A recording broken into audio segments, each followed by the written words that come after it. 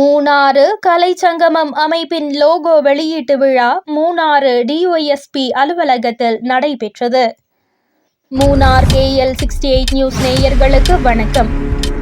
மூணாறு கலைச்சங்கமம் அமைப்பின் லோகோ வெளியீட்டு விழா துணை மாவட்ட காவல் கண்காணிப்பாளரின் தலைமையில் 5/11/2025 அன்று மூணாறு டிஒய்எஸ்பி அலுவலகத்தில் நடைபெற்றது.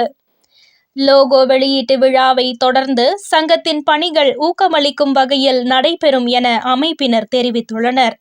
மூணாறில் கலை, இலக்கியம் மற்றும் சமூக ஒற்றுமையை வளர்க்கும் நோக்கத்தோடு செயல்பட்டு வரும் இந்த அமைப்பின் லோகோ வெளியீட்டு விழாவில் மூணாறு காவல் நிலைய ஆய்வாளர், சங்கத்தின் ஒருங்கிணைப்பாளர் ஆர்டிஸ்ட் செந்தில்குமார் அவர்கள், நிர்வாகிகள் ரியாஸ், சுபா, ஸ்னேகா, நவீன், சுமன், மனோ ஆகியோர் கலந்து கொண்டனர்.